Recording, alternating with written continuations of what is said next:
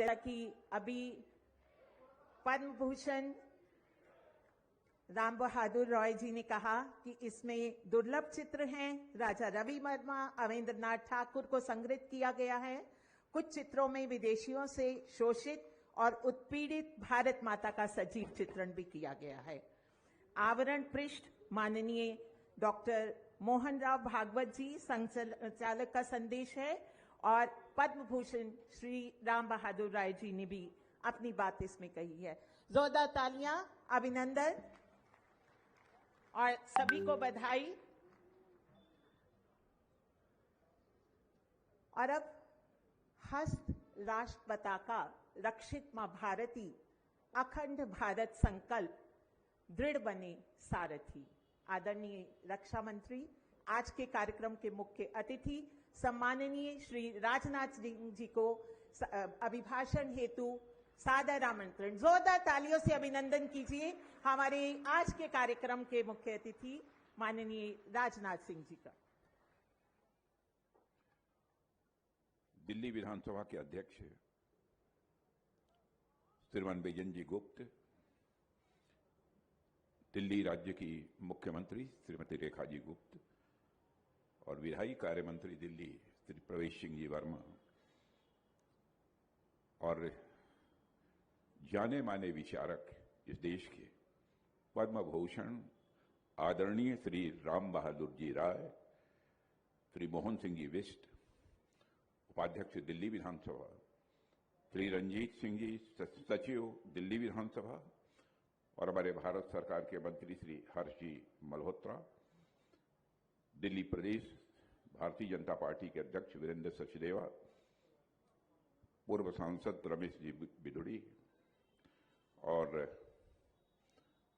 अभी जिस काफी टेबल बुक का जो यहां पर अनावरण हुआ है, नहीं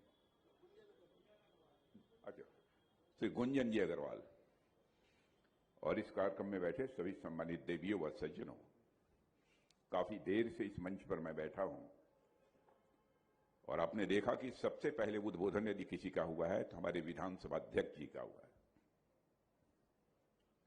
विधानसभा अध्यक्ष जी ने अपना भाषण करते हुए मेरी कुछ जरूरत से ज्यादा उन्होंने प्रशंसा कर दी है। बहुत सारे शब्दों का अलंकार भी उन्होंने मेरे बारे में प्रयोग किया है, लेकिन सार्वजनिक जीवन में काम करने वाले हम लोगों को इस यथार्थ को समझना चाहिए कि मनुष्य अपने जीवन में शब्दों के अलंकारों से अलंकृत होकर कभी विभूषित नहीं हो सकता। मनुष्य अपने जीवन में विभूषित होता है तो अपनी कृतियों के माध्यम से विभूषित होता है। इस संबंध में सार्वजनिक जीवन में काम करने वाले लोगों को सदैव सजग रहना चाहिए। और मैं तो विधानसभा अध्यक्ष जी श्री बिजन जी गुप्त के प्रति आभार व्यक्त करना चाहता हूं कि उन्होंने इस कार्यक्रम में मुझे आमंत्रित किया और जिन विभूतियों की स्मृति में यह कार्यक्रम है, स्वाभाविक रूप से उनका नाम सुनते ही अपने सहज रूप से मैंने अपनी सहमति दे दी थी। और दिल्ली विधानसभा के इस ऐतिहासिक प्रांगण में हम सब भारत के पूर्व प्रधानमंत्री श्री अटल बिहारी जी वाजपेयी की जन्म शताब्दी पूर्ण होने का उत्सव मना रहे हैं और इसी क्रम में इस सदन में अटल जी और पंडित मदन मोहन मालवीय जी के चित्रों का अनावरण भी किया है। सर्वप्रथम मैं इन दोनों महापुरुषों को अपनी श्रद्धांजलि अर्पित करता हूं और शीश झुकाकर उनकी स्मृति को मैं नमन भी करता हूं।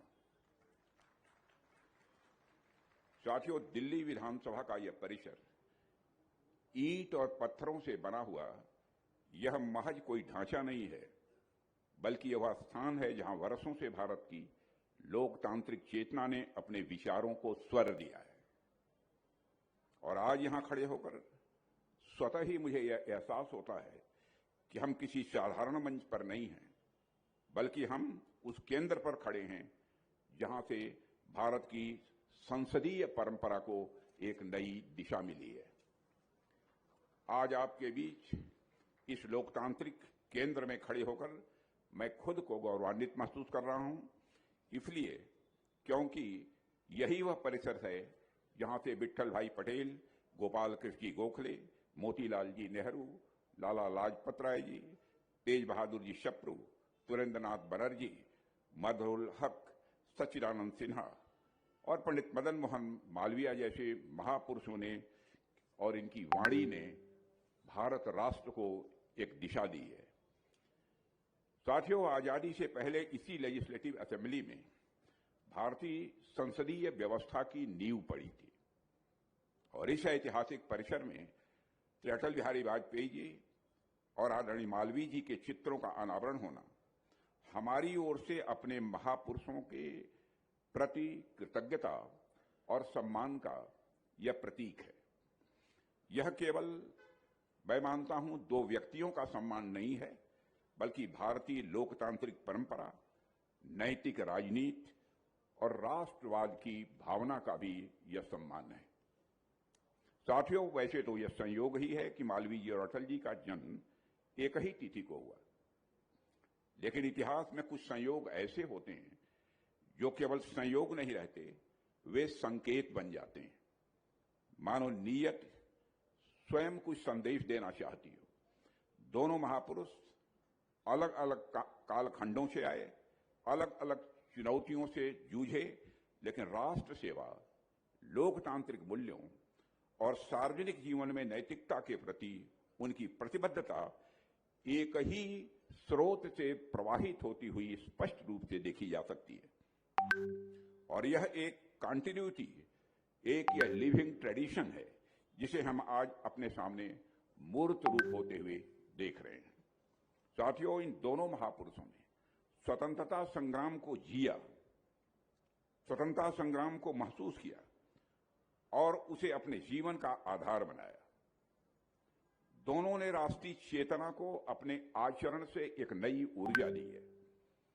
दोनों ने हमें यह सिखाया है कि राजनीति केवल सत्ता प्राप्ति का माध्यम नहीं है, बल्कि पब्लिक सर्विस का, जन सेवा का एक सर्वोच्च यह मंच है।